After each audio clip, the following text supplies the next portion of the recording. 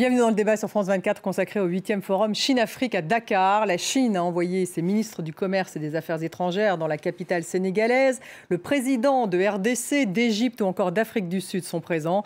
Dans un livre blanc, les autorités chinoises évoquent une nouvelle ère des relations avec l'Afrique fondée sur l'égalité. La Chine est la partenaire commerciale le plus important du continent africain. Les échanges directs s'élèvent à plus de 200 milliards de dollars en 2019, selon l'ambassade chinoise à Dakar. Xi Jinping a promis par vidéoconférence 1 milliard de doses de vaccins anti-Covid à l'Afrique sous la forme de dons ou de soutien à la production locale. Côté sénégalais, la ministre des Affaires étrangères a appelé Pékin à soutenir l'Afrique dans la lutte contre le terrorisme au Sahel. Alors quels sont les enjeux de ce sommet Chine-Afrique en pleine rivalité entre les États-Unis et la Chine? Quelles sont les ambitions de Xi Jinping? Qu'attendent les pays africains? Stratégie, commerce, culture, la relation entre la Chine et l'Afrique est-elle déséquilibrée? On va poser la question à nos invités. J'ai le plaisir d'avoir à mes côtés Thomas Melogno. Bonsoir à vous. Bonsoir. Et bienvenue, directeur exécutif innovation, recherche et savoir à l'Agence française de développement, l'AFD. Également à mes côtés, Roméo Langlois. Bonsoir Roméo, bonsoir. Journaliste France 24. Et vous avez réalisé un long reportage pour France 24, Les nouveaux patrons, enquête au cœur de la Chine-Afrique. Une enquête que vous avez réalisée en Zambie et qu'on peut d'ailleurs toujours retrouver sur www.france24.com. Avec nous également Jean-François Di Meglio. Bonsoir à vous, bienvenue. Président d'Asia Center, professeur à l'Université Paris-Dauphine et à la Public School of International Affairs de Paris, également économiste. Et puis avec nous également Adama Gaye, bonsoir à vous, essayiste sénégalais, auteur de Chine-Afrique, le dragon et l'autruche. Avant de démarrer ce débat, on va faire d'abord un point, justement. La Chine, on va voir que c'est le plus important, donc le partenaire le plus important, le partenaire commercial le plus important du continent africain. Les échanges directs se sont élevés à plus de 200 milliards de dollars en 2019, selon l'ambassade chinoise à Dakar, alors qu'il n'était que de 10 milliards en 2000. La Chine investit principalement dans le domaine de l'industrie, des mines, de la construction et du transport et de l'énergie. Et vous allez voir en fait la liste des pays où la Chine investit. La liste, en fait, le pays le plus attractif, c'est le Nigeria. Ensuite, vous avez l'Égypte, le Kenya, la RDC, l'Angola, la Zambie, l'Éthiopie, le Zimbabwe, la Tanzanie et puis également donc la Zambie. On va écouter Macky Sall, président sénégalais, donc justement Macky Sall qui s'est exprimé lors de ce sommet. Des nouvelles routes de la soie, du programme de développement des infrastructures en Afrique et de la zone de libre-échange continentale, un large potentiel s'offre aux partenariats sino-africains en matière de projets d'infrastructures structurantes. Jean-François Di Meglio, on entend que Macky Sall évoque un partenariat avec Pékin. Pékin promet une nouvelle ère des relations avec l'Afrique. Alors pourquoi une trentaine de pays africains, j'ai vu, ont signé des accords de la route de la soie? Quelles sont les relations aujourd'hui finalement entre la Chine et l'Afrique? Est-ce que ce sont des relations particulièrement inégalitaires? Alors effectivement, vous avez mentionné que la Chine était le premier partenaire de l'Afrique, c'est tout à fait exact. En revanche, l'Afrique n'est pas le premier partenaire de la Chine. Tout le monde est le premier partenaire la Chine est le premier partenaire de tout le monde. En revanche, il y a un très fort déséquilibre parce que si on regarde le commerce, si on regarde les investissements, l'Afrique c'est 2% de la Chine. C'est-à-dire que c'est 2% de ses investissements, c'est 2% de son commerce extérieur. Et donc le déséquilibre, il est essentiellement là. C'est-à-dire qu'effectivement, on a une population qui aujourd'hui est inférieure dans la plupart des cas à la population chinoise, mais à l'horizon de la fin du siècle, l'Afrique sera 2,5 milliards d'habitants. La Chine, ce sera sans doute 1 milliard, un peu moins. Et donc, un nouveau déséquilibre va se créer. Je pense que c'est aussi de cela qu'il s'agit, c'est-à-dire de faire en sorte que ce déséquilibre en faveur de la Chine en ce qui concerne les échanges et aussi ce déséquilibre démographique soit pris en compte dans les nouveaux échanges entre la Chine et l'Afrique. Alors, c'est une longue histoire et effectivement, il va falloir beaucoup de temps pour rééquilibrer tout ça. Adama Gaye, comment sont perçus les investisseurs chinois en Afrique? Est-ce qu'il y a des tensions? Justement, Jean-François Di Meglio vient vraiment de dire que la relation est inégalitaire. Mais écoutez, il faut d'abord constater qu'à Dakar, cette fois-ci, ce n'est pas un sommet Chine-Afrique, comme c'est le cas depuis l'an 2006, quand Hu Jintao avait organisé ce sommet qui avait frappé les imaginations du monde entier et que le monde s'était rendu compte que la Chine était devenue une puissance presque incontournable sur le continent africain. Elle a maintenu ce leadership de cette manière-là en tenant régulièrement au sommet au niveau des chefs d'État. Quand on sait que c'est un pays qui est très regardant concernant les rites, le fait que cette fois-ci, malgré le prétexte que peut être l'avènement de cette pandémie du Covid, on peut penser qu'il y a peut-être une certaine baisse d'intensité dans la relation. Alors, comment les Africains voient la Chine? Ils commencent à se poser des questions, parce qu'il y a dans le discours beaucoup de célébrations, d'euphorie. Les chiffres qui sont avancés, personne ne peut les vérifier. Ça vient généralement d'un seul côté, du côté chinois, qui maîtrise le narratif et tient un discours qui donne à penser que tout marche pour le meilleur des mondes possibles dans la relation sino-africaine. Mais du côté africain, il faudrait quand même se poser la question, est-ce que les accords qui sont signés, est-ce que les investissements qui sont faits en direction du continent africain, est-ce que les termes de l'échange ne sont pas soit inégaux ou du genre des traités inégaux que la Chine elle-même a connus quand elle fut sous l'emprise des puissances occidentales?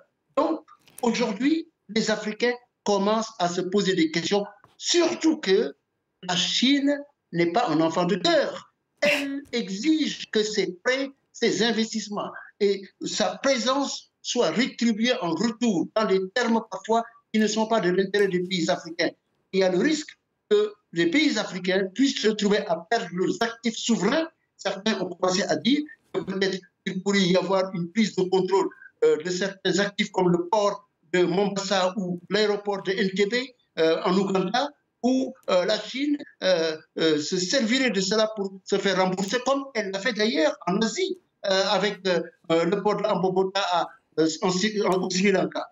De manière générale, autant l'Afrique était enthousiaste en voyant la Chine arriver dans ses rives et lui apporter une alternative au modèle néolibéral qui était à la mode imposé par les pays occidentaux, autant aujourd'hui, beaucoup de pays africains et d'intellectuels africains sont en droit de se demander est-ce que cette relation n'est pas déséquilibrée au détriment du continent africain. Et personnellement, je pense que tel est le cas. Il faut qu'il y ait un dialogue candide dans cette relation, sans quoi la Chine, se réfugiant derrière ses valeurs culturelles, pourrait être amenée à forcer les pays africains à fermer les yeux et à se taire et à finir par se retrouver sous son emprise. Donc ils doivent réagir, les pays africains, c'est ce que vous dites, Adama Gaye. En tout cas, Roméo, vous, quand vous avez filmé en Zambie, eh bien, vous avez filmé ce sentiment anti-chinois. On va regarder justement un extrait de votre documentaire.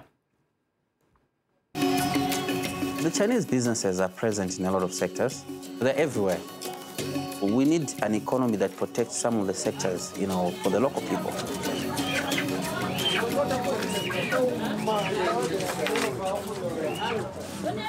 They said that what challenges do you have with the Chinese? Yeah. These Chinese, they like bringing chicken on the market and they sell at a cheaper price. Your chicken is very expensive. Us, our chickens, they are big. We are selling at a high price. Them, they are selling at a small price. And they want the Chinese to go.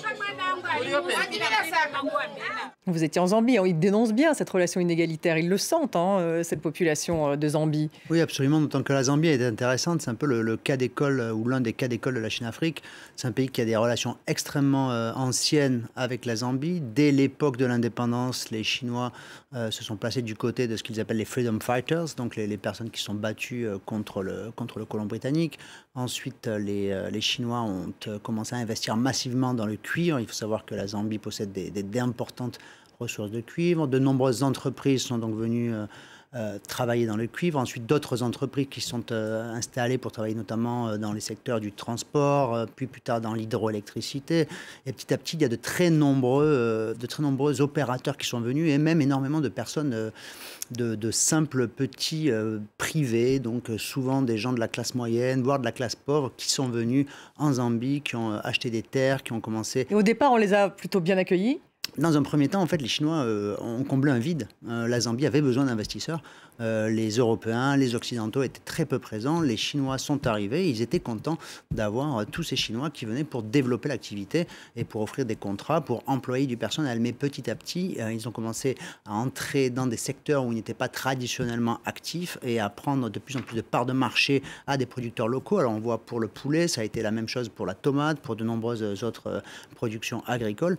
Et il y a un sentiment général qui est aggravé par le fait que les Chinois sont régulièrement accusés en Zambie et dans d'autres pays africains de peu respecter les droits du travail, de peu respecter les droits de l'homme et surtout de payer très mal leurs employés. Donc il y a un sentiment anti-chinois qui est évident quand on se balade en Zambie. Thomas Melogno, c'est vrai que alors que la Chine a accru depuis 20 ans ses échanges économiques avec l'Afrique, la France, elle a perdu des parts de marché. En 20 ans, elle a perdu près de la moitié de ses parts de marché en Afrique par rapport à la concurrence. Elle est passée de 12 à 7%. Et en plus, elle a perdu son statut de premier fournisseur européen du continent africain. Pourquoi un tel déclin? On peut dire que l'un a nourri l'autre. D'abord, c'est un déclin relatif. En fait, les exportations de la France vers l'Afrique n'ont pas diminué, mais les exportations chinoises, elles, ont considérablement explosé.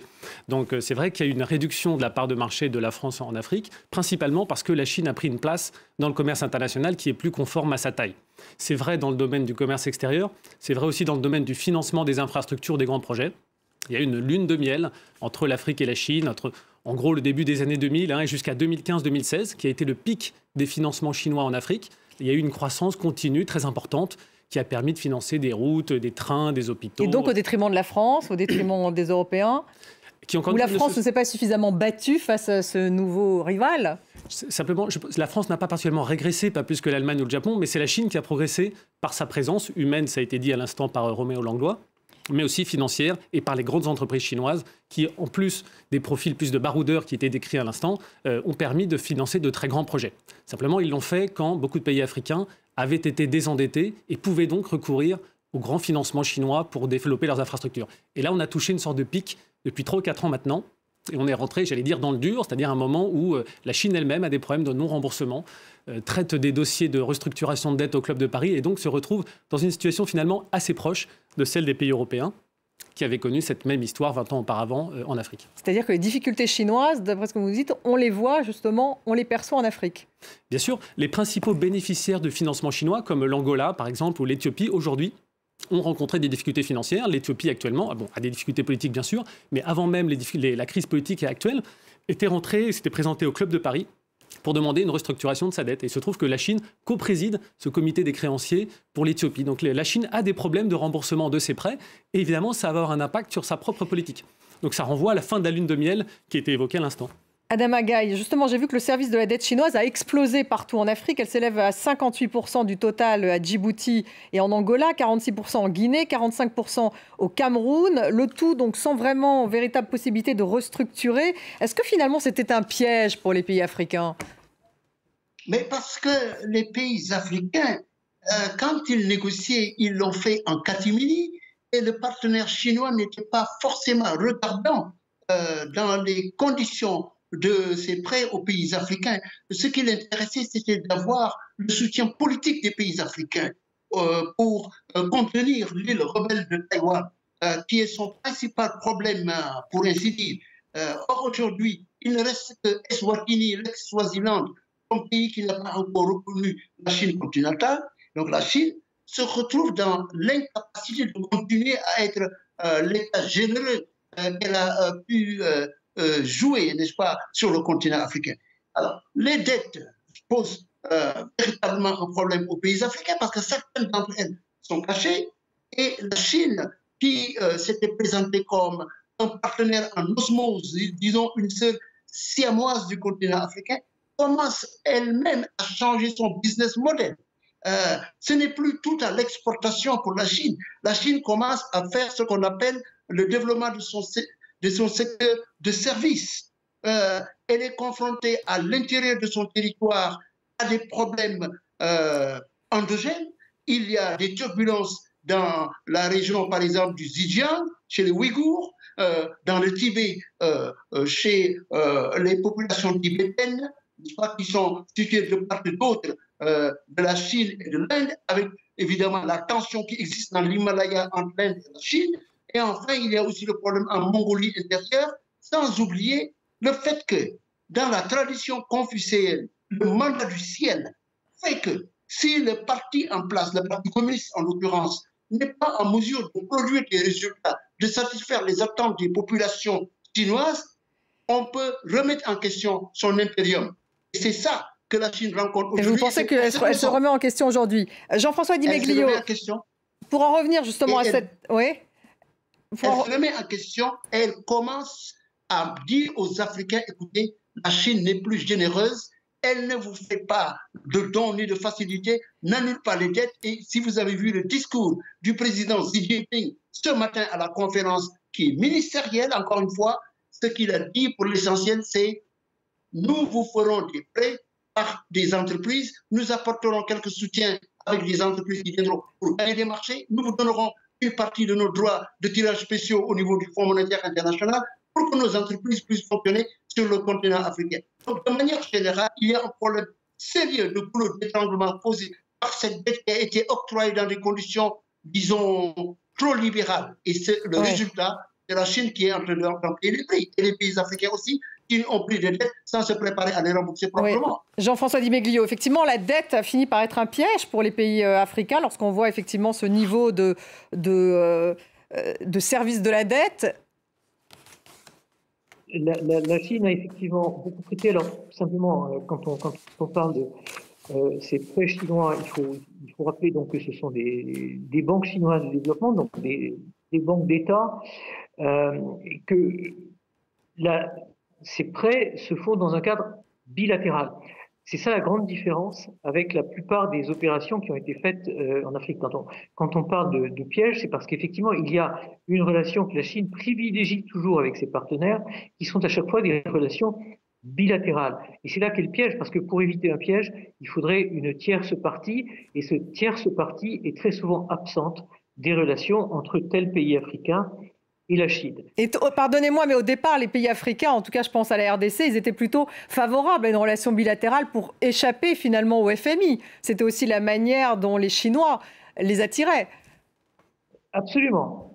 C'est bien la complémentarité de ces besoins que vous soulignez. Vous avez tout à fait raison de souligner le souhait d'échapper à tout ce qui était multilatéral, en particulier parce qu'il y avait probablement aussi une communauté de vues entre une certaine idéologie chinoise qui se méfiait d'un ordre occidental et, par définition, la vision post-coloniale d'une Afrique qui considérait qu'elle avait souffert de l'ordre précolonial, colonial et probablement aussi post-colonial. La Chine a beaucoup joué sur ce levier. Elle a joué sur ce levier, ça a été rappelé tout à l'heure, dans les guerres coloniales, dans toute la période de ce qu'on appelait les non-alignés, et les premiers étudiants qui sont arrivés en Chine étaient des étudiants chinois. Aujourd'hui, il y a encore 19 000 ou 20 000 étudiants africains en Chine.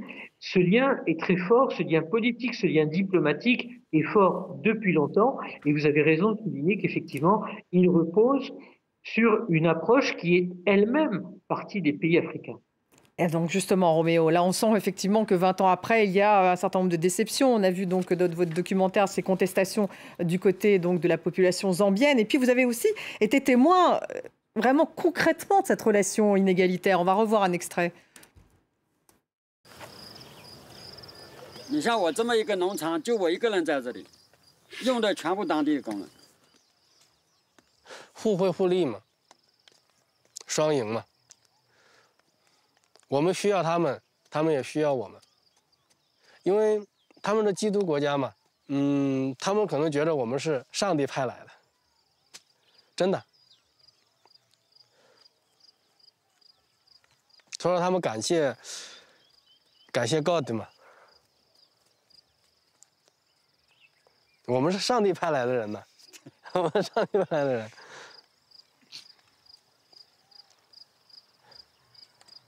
On voit quand même tout le mépris. Ce sont les nouveaux colons, finalement, les Chinois. Beaucoup les considèrent comme ça, surtout qu'il y a un problème agraire qui est extrêmement important. Les entreprises ont un pouvoir considérable. On a pu parler avec M. Wang, qui était le patron d'une des principales entreprises chinoises là-bas, qui est un self-made man qui est arrivé, qui est parti de pas grand-chose et qui maintenant a un véritable empire qui vaut 250 millions de dollars. Il est très proche des dirigeants locaux. Certains l'accusent de verser de l'argent aux dirigeants locaux, de financer les campagnes. De son côté, la Chine a une dette qui est extrêmement importante. Alors, ce qu'on n'a pas dit sur la dette, c'est que très souvent, ces contrats de prêt sont assez opaques. On ne sait pas exactement quels sont les taux d'intérêt, on ne sait pas exactement s'il n'y a pas des clauses secrètes. Nous étions en Zambie à l'époque de l'élection présidentielle. Une grande partie des opposants demandaient à ce que tous les contrats avec la Chine soient rendus publics parce qu'en fait, ils étaient incapables même de nous dire quel était le degré exact de l'endettement de la Zambie par rapport à la Chine. Donc, ils demandent des comptes, là, tout d'un coup. Les gens commencent à demander des comptes. Les gens sont conscients qu'en fait, ce pays qui est venu, qui a clairement développé le pays, qui a construit des routes, qui a construit des barrages, aujourd'hui a un pouvoir qui est sans commune mesure. Certains nous disaient même que les Zambiens aujourd'hui étaient colonisés par les Chinois, peut-être autant qu'ils l'étaient avant par l'occupant anglais. Thomas Melogno, alors la France est concurrencée par la Chine. Est-ce que ce n'est pas le moment justement de reprendre un peu le flambeau en Afrique du côté français, ou est-ce que finalement ce sentiment anti-chinois, on le trouve aussi à l'égard des Français et des Européens ? J'allais dire, les Chinois rencontrent des difficultés comme on a pu en connaître. Je ne sais pas s'il faut s'en réjouir ou pas, mais on est sorti d'une période de grande concurrence. La question se pose aussi, est-ce qu'il y a des partenariats possibles et pourquoi faire ? Pour être tout à fait transparent, on essaie de travailler dans le cadre, il y a une feuille de route franco-chinoise, en particulier sur les sujets de climat et de biodiversité. Au sein de l'AFD Au sein de l'AFD, enfin, la feuille de route franco-chinoise, elle a été établie pendant une visite d'Emmanuel Macron en Chine. Donc c'est une feuille de route officielle, tout ça est tout à fait transparent, vous pouvez le trouver sur le site de l'Élysée. Et simplement, ça indique qu'y compris avec la Chine, on essaye de construire de manière positive des projets pour la protection de la planète.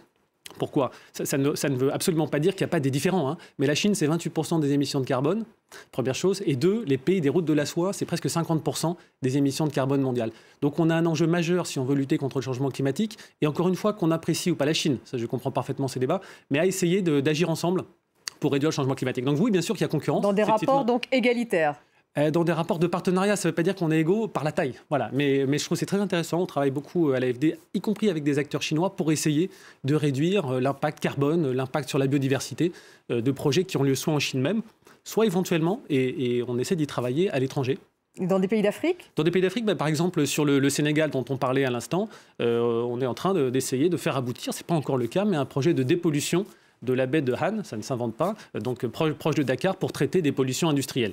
Donc évidemment, c'est un projet sur lequel il n'y a pas d'enjeu de concurrence industrielle, mais on essaie de démontrer que malgré toutes les différences, malgré les complexités, on peut essayer de construire des choses plus positives avec des normes financières, sociales, environnementales qui soient au meilleur standard. Donc c'est une tâche difficile, mais à laquelle on s'attelle. En tout cas, ce forum Chine-Afrique a aussi un côté politique. On va le voir tout de suite parce qu'on va écouter la chef de la diplomatie sénégalaise qui justement demande à la Chine d'accompagner l'Afrique dans la lutte contre le terrorisme. On l'écoute. Dans notre coopération au Sahel, nous voudrions que la voix de la Chine, compte tenu de son influence, soit une voix forte pour soutenir le Sénégal et tous les pays engagés dans le problème de l'insécurité au Sahel pour que nos forces qui y sont aient beaucoup plus encore de moyens juridiques pour pouvoir combattre contre le terrorisme et contre l'irrédentisme. Et nous souhaitons que la Chine nous accompagne. Adama Gaye, elle demande beaucoup, du coup, la chef de la diplomatie sénégalaise, puisqu'elle demande une implication politique plus forte de la Chine. Est-ce que ça vous surprend ? Écoutez, vous savez, les Africains, parfois, sont des rêveurs. Ils rêvent doucement, doucereusement, pour ainsi dire. Parce que s'imaginer que la Chine, qui a ses problèmes en mer de Chine méridionale, en mer de Chine orientale, avec ses problèmes intérieurs, qui est enclavée, qui a créé ses routes de la soie pour essayer de passer par l'Asie centrale, pour contourner ses difficultés maritimes, qui est obligée d'œuvrer à se donner, n'est-ce pas, des voies pour accéder au détroit de Malacagnang, de Hormuz et jusqu'au canal de Suez, jusqu'à Djibouti. Vous pensez que la Chine, avec toutes ces difficultés intérieures, les problèmes qu'elle rencontre, va se mettre à jouer au service de nos pays africains? Vous savez, si vous vous souvenez... Donc elle est trop naïve. Elle fait preuve de naïveté. Naïve. Oui, c'est de l'illusion. Même le président chinois, Xi Jinping, a répondu en disant oui, nous allons faire des manœuvres ensemble, nous allons œuvrer ensemble à la coopération militaire entre la Chine et les pays africains, mais il faut que les Africains eux-mêmes, et je le cite verbatim, que les Africains eux-mêmes règlent les problèmes de lutte contre le terrorisme. Une manière de dire que même les pays occidentaux, en commençant par la France, la force Cuba et les États-Unis avec leurs forces spéciales, doivent se désengager et laisser les Africains régler eux-mêmes les problèmes. Cela rejoint une maxime connue des Chinois qui veut qu'il faut apprendre à quelqu'un comment pêcher plutôt que de vouloir lui donner du poisson régulièrement.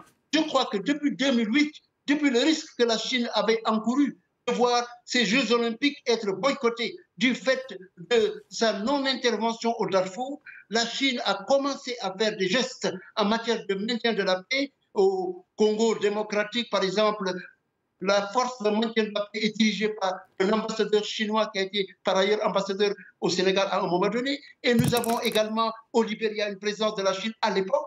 Dans le cas du Sahel, le discours donné par le ministre sénégalais des Affaires étrangères, c'est un discours, disons, une douce illusion. La Chine probablement a d'autres préoccupations que de vouloir jouer, n'est-ce pas, la championne pour régler les problèmes des pays africains. Jean-François. C'est un phénomène endogène. Jean-François Di Miglio, vous êtes d'accord justement avec ce que vient de dire Adama Gaye? Clairement, la chef de la diplomatie sénégalaise voudrait une implication politique plus forte de la Chine. Jusqu'où va l'implication justement politique de la Chine? On sait qu'elle a une base militaire à Djibouti, par exemple. Oui, ce qui est clair, c'est qu'aujourd'hui, cette nouvelle ère que Xi Jinping souligne dans la relation Chine-Afrique, c'est que c'est une ère qui va beaucoup se reposer sur le domaine diplomatique. Aujourd'hui, la Chine est de plus en plus isolée. Malgré effectivement un certain nombre de choses qu'on entend de la part des dirigeants chinois, la Chine s'est fermée. On ne peut plus aller en Chine ces temps-ci, du fait de la pandémie, certes, mais aussi du fait de la fermeture du régime chinois. Et il faut impérativement, pour que la Chine puisse rayonner de nouveau, qu'elle trouve des appuis.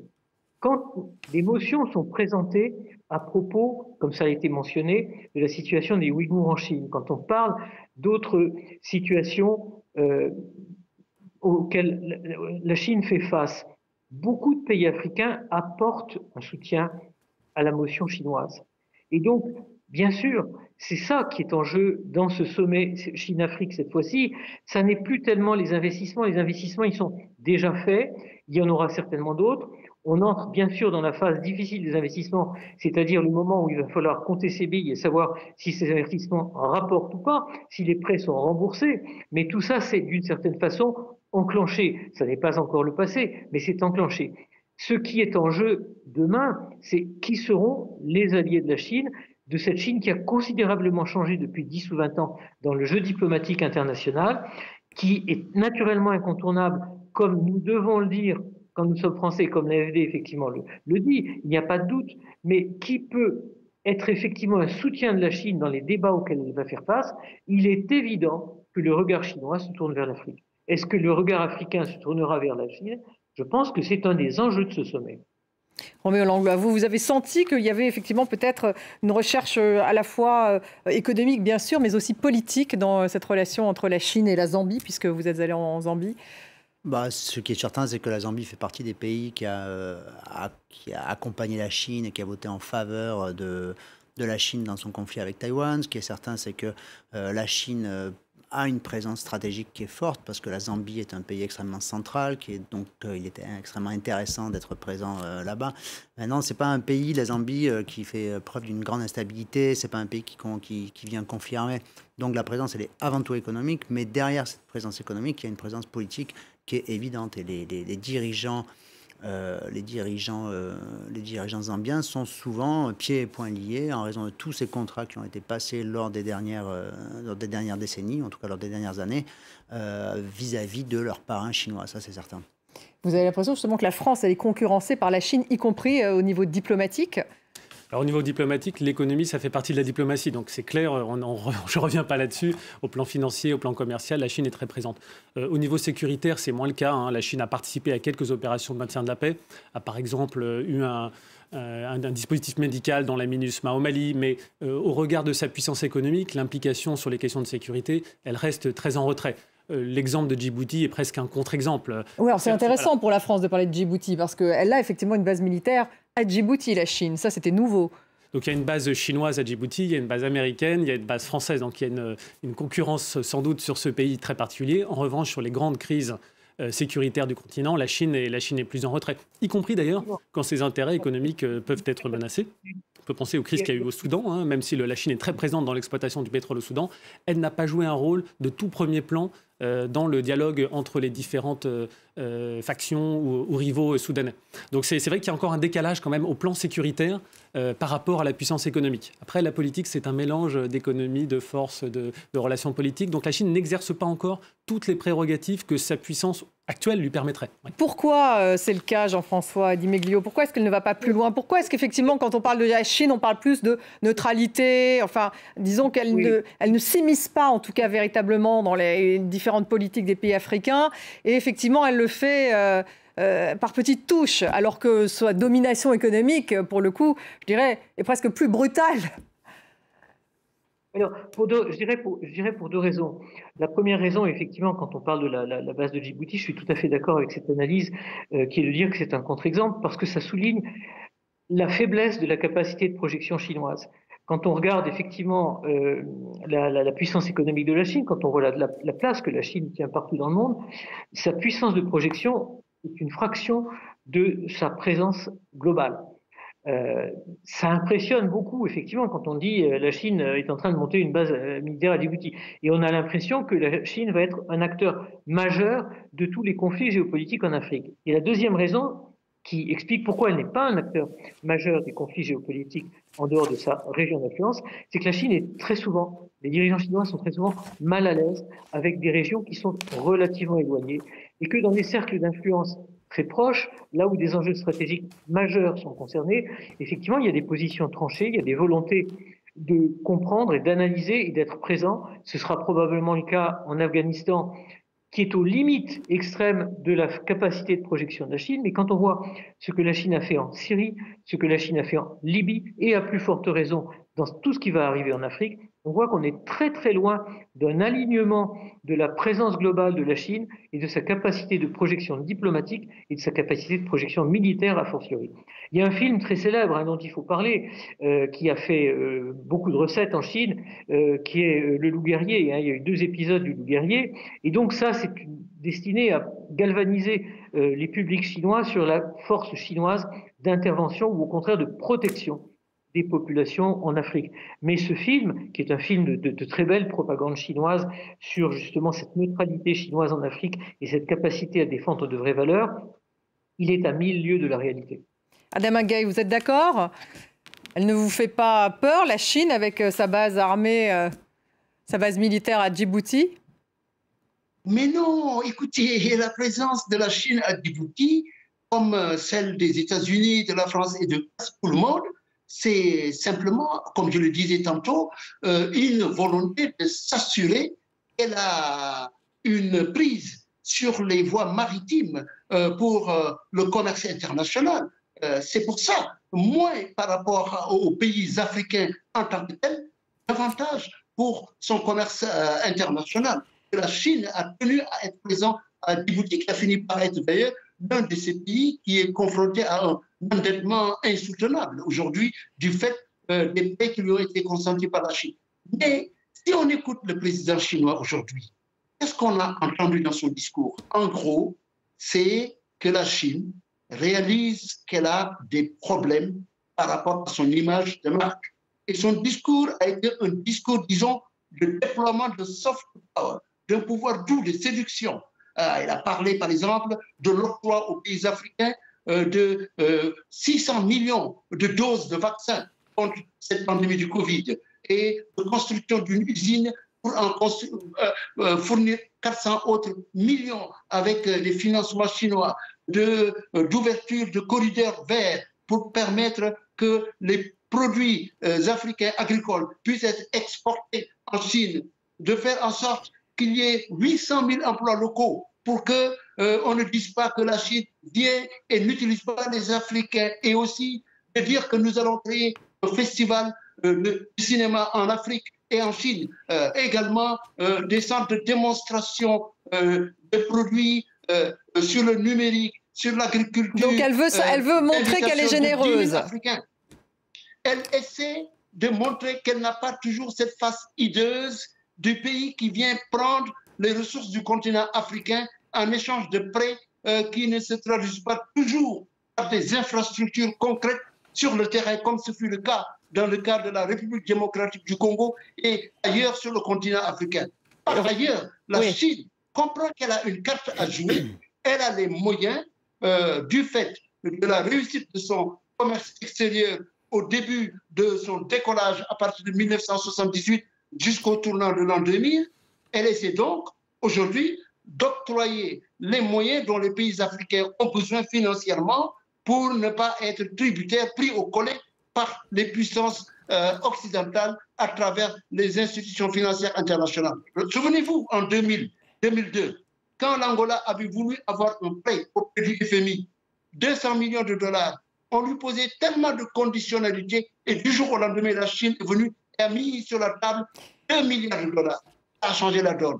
Et pour revenir un peu en arrière, parlant de ce que la ministre sénégalaise disait par rapport à l'intervention chinoise pour contenir le terrorisme.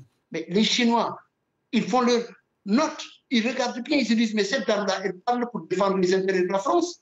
C'est comme si, aujourd'hui, la France s'est embourbée au Sahel et elle souhaite qu'il y ait des forces extérieures, notamment au niveau du Conseil de sécurité de l'ONU, pour qu'on fasse des forces et des opérations de maintien de la paix qui sont à l'avantage de la France, qui soient des opérations internationalisées sous chapitre 7 de l'Organisation des Nations Unies. Oui. Voilà fondamentalement le problème que nous rencontrons aujourd'hui. Les Chinois, ils sont stratégiquement organisés. Oui. Et en tout cas, l'un des pays les mieux gouvernés en matière de leadership mondial, parce que ceux qui sont à la tête de ce pays sont formés, ont été préparés à un processus de sélection du leadership chinois qui fait qu'ils savent où ils mettent les pieds, là où les partenaires qu'ils ont sur le continent africain, procès de démocratie qui sont vandalisés et qui sont des, disons, entre guillemets, des escrocs qui sont au pouvoir et qui sont corruptibles à suer et qui vendent, n'est-ce pas, les biens, les actifs de leur pays. Aujourd'hui, donc, la Syrie est à l'avantage dans cette relation déséquilibrée, inégale, avec les pays africains. Il est temps de poser la problématique de cette relation, à mon avis. Oui, Roméo Langlois, est-ce qu'elle a effectivement un problème d'image, la Chine, quand vous vous êtes baladé en Zambie et ailleurs en Afrique? En tout cas, on sentait qu'elle avait pendant très longtemps été vue, comme pas mal de Zambiens et pas mal d'Africains de manière générale, comme un potentiel sauveur, sur fond évidemment de rancœur contre les anciennes puissances coloniales, mais qu'effectivement, cette âge d'or était en train de passer et que vraiment les gens ils commençaient réellement à s'interroger sur la Chine, sur ses contrats et aussi sur d'une certaine manière la soumission de nombreux dirigeants vis-à-vis de la puissance chinoise, ça c'est certain. Thomas Melionio, est-ce que ça veut dire comment est-ce que justement la France pourrait passer à la vitesse supérieure en Afrique aujourd'hui? Il y a plusieurs choses. D'abord, on constate qu'en effet, la Chine connaît un peu les mêmes problèmes d'image ou les mêmes contestations ou les mêmes interrogations que les autres, que les États-Unis, que la France, que la Russie, etc. Donc, la compétition, d'une certaine manière, est plus ouverte dès lors que la Chine, maintenant, a une ancienneté dans sa présence qui la rend beaucoup plus comparable aux autres. Ça peut créer des opportunités. En tout cas, ça fait une compétition qui est peut-être plus ouverte, où chacun doit faire la preuve de sa valeur ajoutée, de la qualité de ses financements, des projets ou des produits qu'il peut apporter. Donc, je trouve qu'il y a un côté positif, d'une certaine manière, à ce que cette lune de miel, qui pouvait avoir une forme de naïveté, arrive à son terme et qu'on rentre dans un univers où à la fois il y aura de la compétition et peut-être des partenariats. Après, pour la France, on est très actif en Afrique. Si vous me posez la question, l'AFD aujourd'hui, c'est quasiment 6 milliards de financements par an en Afrique. Ces 2 dernières années, c'était sans doute... Perçu parfois comme le grand colonisateur, l'AFD, du côté des populations africaines. Donc c'est un peu à double tranchant. On gère toujours des paradoxes. C'est-à-dire que si on fait beaucoup, on sera accusé d'en faire beaucoup. Et si on n'en fait pas assez, on entend aussi très régulièrement que la France n'est plus assez présente par rapport à la Chine. D'ailleurs, c'était le sujet de ce soir. Donc je ne sais pas ce qu'est le juste dosage. Ce que j'entends plutôt, c'est un souhait que des bons projets puissent être financés. Donc j'en reste là, sans rentrer dans les débats sur est-ce qu'on en fait trop ou pas assez. Je crois que c'est surtout la qualité des projets qui sont appuyés qui fait la différence. Merci beaucoup en tout cas d'avoir participé à cette émission. Roméo Langlois, on peut retrouver votre documentaire, Un nouveau patron, enquête au cœur de la Chine-Afrique sur www.france24.com. Merci Thomas Melonio d'avoir été avec nous. Merci à vous Jean-François Di Meglio et merci Adama Gaye et merci à vous tous de nous avoir suivis. Restez avec nous sur France 24.